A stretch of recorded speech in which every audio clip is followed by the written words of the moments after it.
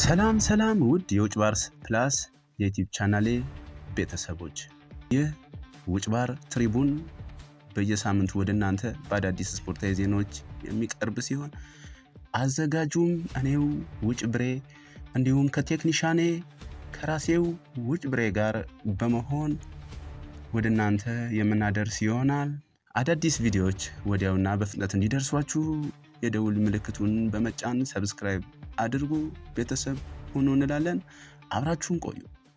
ኩልሱሬ እንኳን ደህና መጣ፣ እንኳን ደህና ቆየኝ ዘላለም። ቴንኪው ዘላለም። ዛሬ እንግዲህ ስለ ሁለት ነገር እናነሳለን።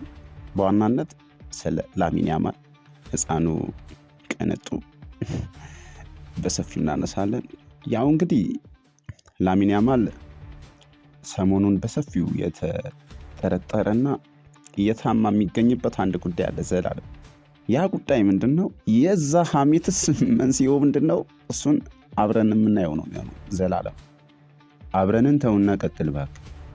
እንደ ሶስት ማዕዘን ዜና ምንድነው? ሩዋንዳ መፈጠር። አዎ ልክ ነህ ዞላ፣ ልክ ነህ። ገረገር ነው እንጂ አሁን ማየት ይቻላል። ልክ ነህ። አዎ ይቻላል። ቀጥል። እና ላሚን ያማል ምን ሆነ? ላሚን ያማል አሁን በሰፊው የታማ የሚገኝበት አንድ የሰውነት ክፍል አለ።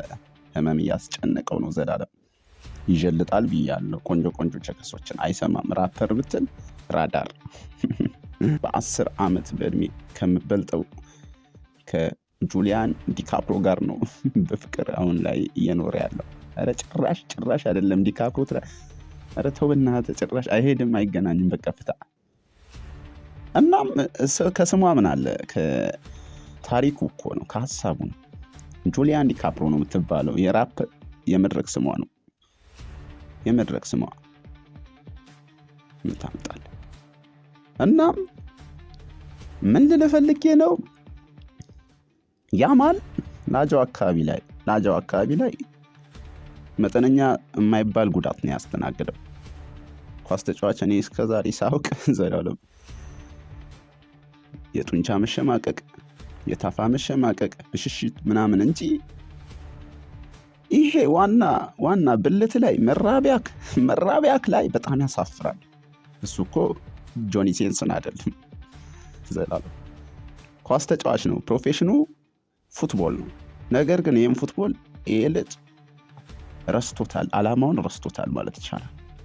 እንዴት አይርሳ ዘላለም? እንዴት አይርሳ? አባቱ ማን ነው? እናቱ ማን ናት? እናቱ ከሌላ ወንድ ጋር ናት በዚህ ሰዓት።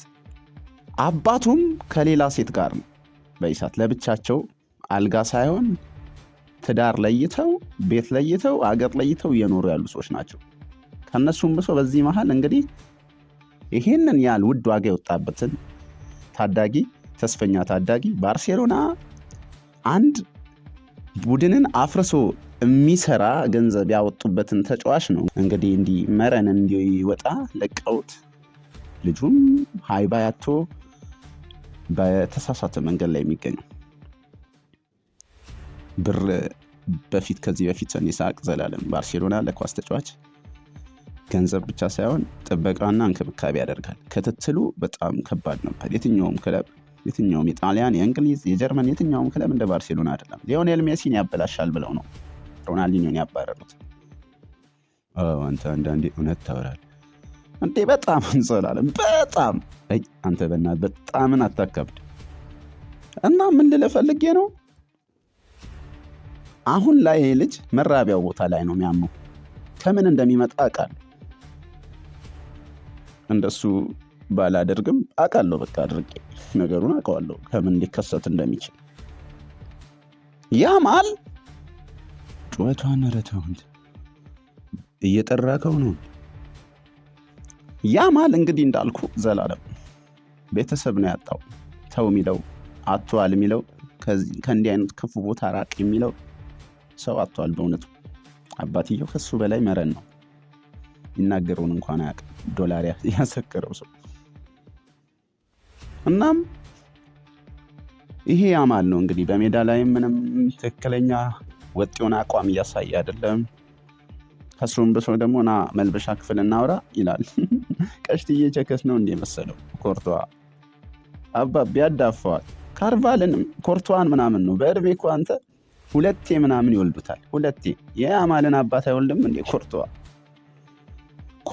ኮርቶ ማለት እኮ በቤልጅየምኛ የእድሜ ባለ ጸጋ እድሜ ጠገብ ማለት ነው። ኮርቶ ዛፍ አለ፣ ኮርቷ የሚባል ዛፍ ዘላለም። ኧረ እዚሁ ነው ያመጣው ዛፉን። እኛ ሀገር ዋርካ ይባላል አይደለም? እዚሁ አይደለም ዘላለም፣ እዚሁ አይደለም። እኛ ሀገር ዋርካ እንደሚባለው ኮርቷ ይባላል። ቤልጅየሞች ይህንን በኮርቷ አይደራደሩም። ባንዲራቸው ላይ ማይተህ ከሆነ እኮ ዛፍ እኮ ነው። የለም የቤልጅየም ባንዲራ ላይ ዛፍ አው የለም። ነገር ግን ተሻሽሎ ነው ባንዲራቸው። ባይዜ የቤልጅየም ባንዲራ 20 ጊዜ ተቀይሯል። 20 ጊዜ እንደ ብሔራዊ መዝሙራቸው ሁሉ አትፋታም እንዴ? እና ምን ልልህ ፈልጌ ነው፣ ይህ ልጅ መልበሻ ክፍል ተከትለውት ቢመጡ ምን ሊሆን ነው? ያማል መልበሻ ክፍል እናወራ ይላል። ከሱም ብሶ ያማል አቋሙስ ምን ያህል ጊዜ ሊጸና ይችላል? አሁን ብዙ አስተያየቶች የተሰጡ ነው። ከዛ መሀል እንግዲህ ትልልቅ አስተያየቶችን ከሚሰጡ ሰዎች መሀል የባርሴሎናው የቀድሞ ስታራቸው ፒዮል ዋነኛው ነው። የሀገሬ ልጅ ነው ያለው። የሀገሬ ልጅ ሞናቤንቴ ነው ያለው። ዘላለም ሞናቤንቴ የሀገሬ ልጅ ማለት ነው። የሀገሬ ልጅ ኤስፔሬንቶ አለ ዘላለም። ኧረ ትርጉም ነው እንደምትሰራው። እሱም ተው በቃ ዝም ብላ አሰማኝም እንዴ? ኤስፔሬንቶ አለ ፒዮል። የሀገሬ ልጅ ታዳጊው እንደማለት ነው። ፈልፈላው ገና ልጅ እንደማለት ነው ኤስፔሬንቶ። እና ይህንን የሴት ዓላማህን ተው። አንድ ዓላማ ነው ያለ እግር ኳስ፣ እሱ ላይ ያተኮረ። አባትም ልጅም መታከም አለባቸው አለ። ያን ያለው እሱ አይደለም፣ እሱም ብሏል። ተሰብስበው ነው ያሉት። እናም ላሚን ያማል በዚህ አቋሙ ከቀጠለ ነገር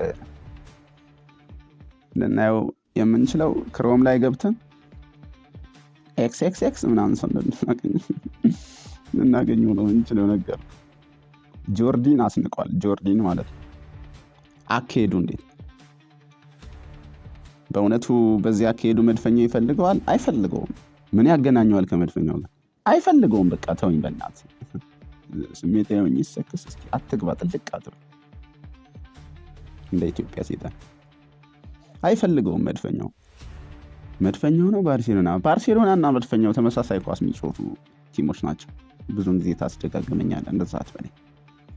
እናም ያማል ሜሲ በሱ እድሜ ያልሰራውን፣ ኔማር በሱ እድሜ በዚህ ልክ ያልሰራውን። ኔማር በሱ እድሜ ይጨፍራል እንጂ ያን ያህል ከሴት ጋር ምንም ታሪክ የለውም። ከሚስቱ ነው የወለደው። ያውን 15 ዓመቱን ልጅ ያደረሰው በሱ እድሜ ነበር። ነገር ግን የያማል ትንሽ ጠርዝ ነካ ዘላለም። ይሄ ደግሞ ለሱ ለእግር ኳስ ህይወቱ በጣም ከባድ ነው። በጣም እንደዚሁ በዚሁ የሚቀጥል ከሆነ እንደ CR7 ነው የሚሆነው። ታውቃለህ፣ እሱ ጠንክሮ ሰርቶ ምን እስከሆነ አንድ የሚያገባው። አዎ ነገር ግን ይሆናል ካልክ ይሆናል ነው። እና በያማል በኩል ያለኝ ስጋት ይሄ ነው ዘላለም። ፈጣሪ ይማረው ነው ምለው። ተመልሶም ያው መሄዱ አይቀርም ሴት ጋር። ሴት የምትለውን ጽሑፋን ይወዳታል ብላ ሴት የምትለውን ሴት፣ እሱ አማርኛ ፊደል ነው በእነሱም ያውና ኤስፔሬንቴ ማለት ኤስፔሬንቴ። ቅድም ህፃኑ ልጅ አይደል እንዴ? በቃ ተው እንዲህ ከባተትክ በቃ። ስለ ያማል ምለው ይሄንን ነው ዘላለም። እንግዲህ ውድ ተመልካቾቻችን ውጭ ባርስ ፕላስ ላይ ነበር ይህንን ፕሮግራም ስትከታተሉት የነበረው። የፕሮግራማችን ስፖንሰሮቻችንን ከዚህ በፊት ስለዘረዘርን አሁን ላይ እኛ መዘርዘር አንችልም። እናንተ ብቻ ከእናንተ የሚጠበቀውን 1 2 3 ነገር አድርጉ። 3ቱም የደውል ምልክቷን በመጫን ሰብስክራይብ ማድረግ ነው። አብራችሁን ቆዩ።